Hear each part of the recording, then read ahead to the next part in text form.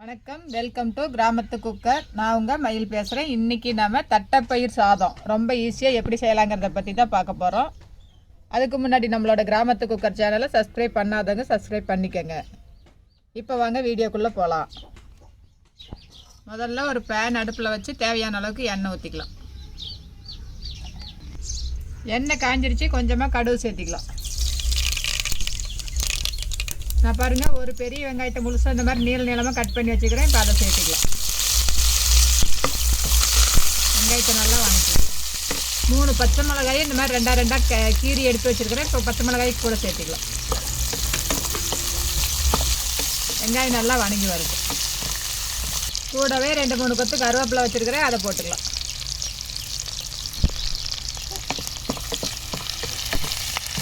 எல்லாத்தையும் சேர்த்து நல்லா வணக்கிக்கலாம். வெங்காயம் நல்லா கண்ணாடி மாதிரி வணங்கி வரட்டும்.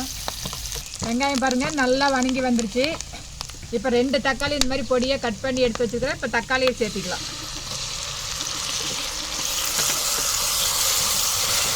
தக்காளி வணங்கி வர்றதுக்கு 1 ஸ்பூன் கல் உப்பு சேர்த்திக்கலாம். தக்காளி வெங்காயத்தோடு சேர்ந்து நல்லா தண்ணியாட்டம் வணங்கி வரட்டும்.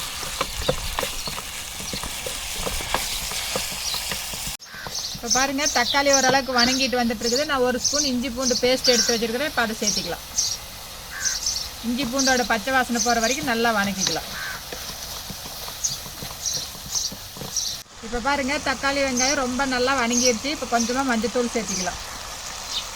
ஜீரகத்தூள் ஒரு அரை ஸ்பூனுக்கு எடுத்து வச்சுருக்கிறேன். இப்போ ஜீரகத்தூளை சேர்த்திக்கலாம். ஜீரகத்தை இந்த மாதிரி பொடி பண்ணி போட்டுக்கோங்க, ரொம்ப நல்லாயிருக்கும்.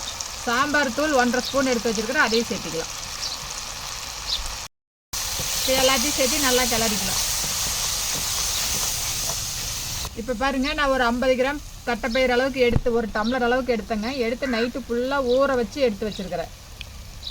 சாப்பாடு செய்கிறதுக்கு எப்பயுமே நைட்டு, காலையில் செய்யணுன்னா நைட்டு ஊற வச்சுருங்க. நைட்டு செய்கிறதா இருந்தால் காலையிலேயே ஊற வச்சுட்டிங்கன்னா நல்லா வெந்து வந்துடும். இப்போ இந்த ஊற வச்ச தட்டைப்பயிறு இதோட சேர்த்துக்கலாம். எல்லாத்தையும் சேர்த்து நல்லா கிளறிக்கலாம். தட்டைப்பயிறு தனியாக வேக வச்செல்லாம் போட வேண்டாம், இந்த மாதிரி போட்டாலே வெந்துடும். தட்டைக்கொட்டையே இந்த வெங்காயம் தக்காளியோடு சேர்த்து நல்லா 1 நிமிஷத்துக்கு பெரட்டி விட்டுக்கலாம். அப்போ தான் அந்த மசாலா நல்லா இறங்கி வரும் தட்டைப்பயிரில். இப்போ பாருங்கள், நான் ஒரு 1.5 டம்ளர் அரிசி எடுத்து கழுவி இது மாதிரி 10 நிமிஷம் ஊற வச்சு எடுத்து வச்சுருக்கிறேன். இப்போ இந்த அரிசி இதோட சேர்த்திக்கலாம். இப்போ பாருங்கள், அரிசியை சேர்த்து நல்லா பெரட்டிக்கலாம்.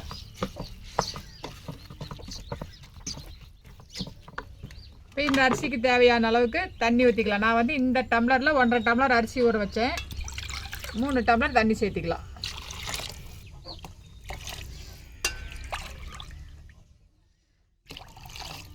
இப்போ எல்லாத்தையும் சேர்த்து தண்ணியோட கிளறிக்கலாம் நல்லா. இந்த சமயத்தில் நம்ம ஏற்கனவே கொஞ்சமாக உப்பு சேர்த்திருக்கிறோம். உப்பு பற்றி இருக்குதா இல்லையான்னு பார்த்துட்டு கொஞ்சம் சேர்த்திக்கங்க. இப்போ நான் கொஞ்சமாக உப்பு சேர்த்திக்கிறேன். உப்போடு சேர்த்து நல்லா கிளறிக்கலாம். இப்போ பாருங்கள், எல்லாத்தையும் சேர்த்து நல்லா கிளறியாச்சு. இந்த சமயத்தில் கொத்தமல்லி தழை கொஞ்சமாக மேலாக போட்டுக்கோங்க. எங்கிட்ட கொத்தமல்லி தழை இல்லை, அதனால் நான் போடலை. நீங்கள் இருந்தால் மேலாக தூவி விட்டு மூடி வச்சுக்கலாம் நம்ம குக்கரை. இது அப்படியே 2 விசில் வர வரைக்கும் நம்ம மூடி வைக்கலாம்.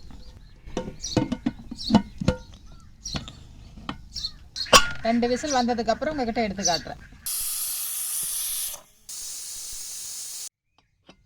இப்போ பாருங்கள், விசில் அடங்கிருச்சு. இப்போ நம்ம குக்கரை ஓப்பன் பண்ணி பார்க்கலாம்.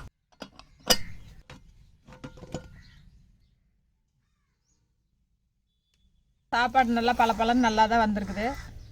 இப்போ இதை அப்படியே நம்ம கிளறி விட்டுக்கலாம்.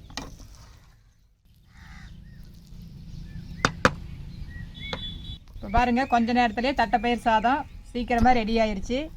இது செய்கிறது ரொம்ப ஈஸி. நீங்களும் இந்த மாதிரி வீட்டில் செஞ்சு பாருங்கள். செஞ்சு பார்த்துட்டு எப்படி இருக்குதுன்னு உங்கள் கமெண்ட்ஸை சொல்லுங்கள். நன்றி, வணக்கம்.